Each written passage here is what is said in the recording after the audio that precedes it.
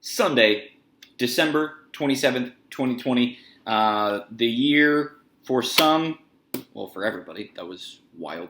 The year for everybody's almost over. Depending upon the way you looked at it, a lot of people, they took that time that they had in their homes, they had in their houses, absolutely grinded it out. Other people got some things done that they needed to do. So, depending upon outlook, I hope you had a very strong end to your 2020. Of course, I'll be talking to you again before the end of 2020, but I always like to give pep talks. So, first things first, we have our fresh episode that's out. It's a perfect time for the weekend. So, if it's a Sunday, which it is today, right now, when we're recording this, that make sure to go and check out our brand new episode. It's the only one with dates not in it. It just has a real name to it. And those drop every Thursday. Now, I want to start off with a couple things. Top 5 is our best 5 things that we want to see going into the day or things that we need to be paying attention to. Crazy shit, anything like that. Number 1, Urban Meyer for the NFL. Reports are coming out that NFL teams are eyeing Urban Meyer.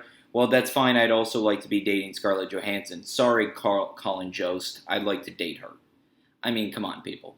If he wanted something, he'd be staying in college football because your greatest coaches know where their wheelhouse is. Nick Saban. And even Pete Carroll to some extent. Now, he does have a Super Bowl, so he's one of the guys to be able to bridge the gap. And then you have plenty of guys that failed. Chip Kelly failed. Harbaugh, the opposite, but looking like a fail right now. Urban Meyer knows where his wheelhouse is. He can always go to Fox, get a huge bag of cash, and he actually doesn't have nearly the amount of stress as he does on game day. Still works weekends. I don't think he cares about that. He can go back to college at any time. He can go to monster schools. He can go to Notre Dame. Yes, Notre Dame fans, he can go to Notre Dame. Does he want to? No. Recruiting restrictions. It's wild. USC, he could walk into Texas tomorrow. He could kick Dan Mullen out at Florida and go back to Florida if he wanted to. I don't think Ohio State would take him back right now, considering Ryan Day is actually doing pretty good. So, and I think that would just be way too wishy-washy. Keep in mind there are a lot of openings for him. So, if he wanted something, he'd be back in college. NFL, not going to happen.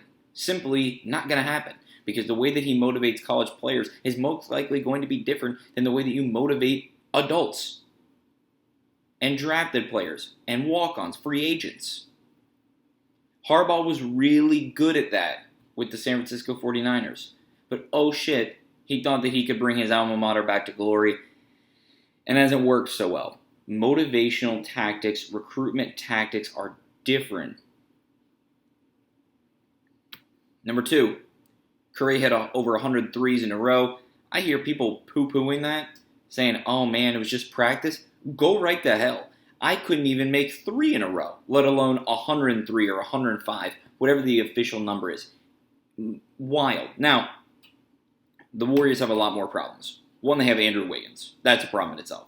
Number 2, Klay's still hurt. So it looks like the Steph and Draymond show, at least right now, isn't working out to what we thought it was going to be. Those Christmas Day games, which are usually really good, and the matchups themselves, the teams on paper should have been good, but boy, were none of them good. They were just disgusting, all blowouts. I mean, the Celtics-Nets was okay in the first half. It was a 3-point game. Then Kevin Durant remembered, holy shit, guys, I'm the best player on the planet. Let me just open up a can of whoop ass, and then they won by 25, 26. So, okay, that's fine. Because Steph Curry is still one of, if not the best catch and shooters from anywhere on the court in the league. Klay was up there. Luka's up there. You have plenty of guys. I'm blanking on the white guy with bad hair from the Heat. Let me figure this out. Wow. No. I Googled Heat Miser on accident. So, and the first person that came up was Tyler Hero. That's not who I'm... Duncan Robinson. Thank you. Duncan Robinson's 3-point percentage is insanity. So, he does not get enough respect because he's on the Heat and people don't pay attention to them. They are still going to be good this year. Last year was not a flash in the pan. What helped them out was no distractions. Now, they have distractions this year. We'll see if they can overcome them. But I think that now that they have this confidence, they've got this, they're walking around with like, with like Stan Marsh from South Park when he put his balls in the wheelbarrow and he was just wheeling them around everywhere. That's the Heat right now because they have nothing to lose and they're doing so well at it. Number one, they're an amazing team. Number two, they're a fun team to watch. And number three, the team chemistry, which is why the Sixers aren't working, even though they have more talent than the Heat. Shout out Jimmy Butler. Team chemistry is so damn important.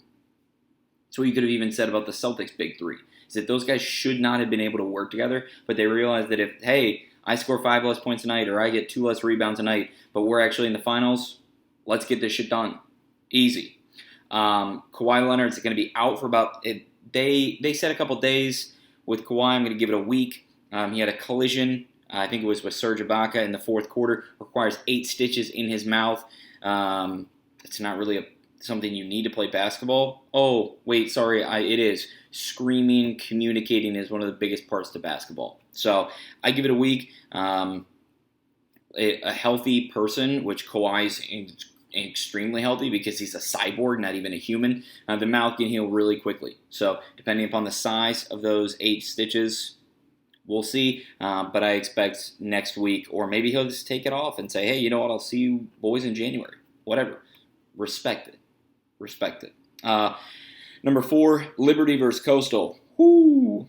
Settling for field goals always bites you in the ass. And that's exactly what Coastal Carolina did. Liberty took advantage, called the upset, and now myself included, I now have to shut up about saying that Coastal deserved much, much more respect than they got.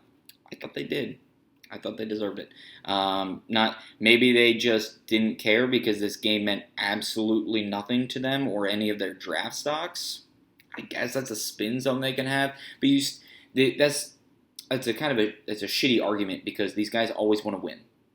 There's a reason why you're Division I NCAA football player. It's because you're some of the best at your age at your craft, and you want to go out there and kick ass.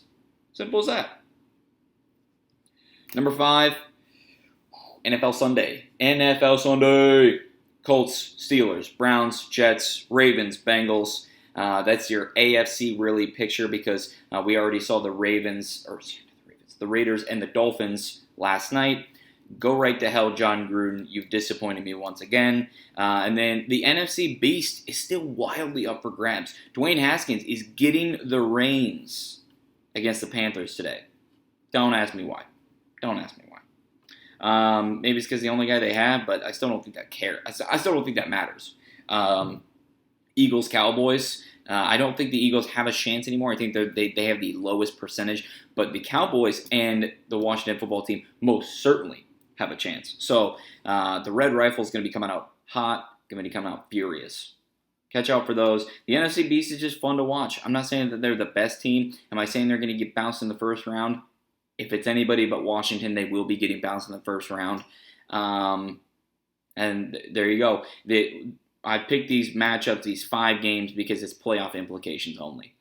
You've got the Ravens, the Browns, the Colts. 3 out of the 4 NFC East teams vying for that coveted wild card position. So we will see you guys on Monday with an entire recap of all of this. So we'll see you tomorrow with that recap and some of the more impactful things because we'll get the playoff picture will look wildly different tomorrow. So keep that in mind, and we will catch everybody tomorrow. Stay safe.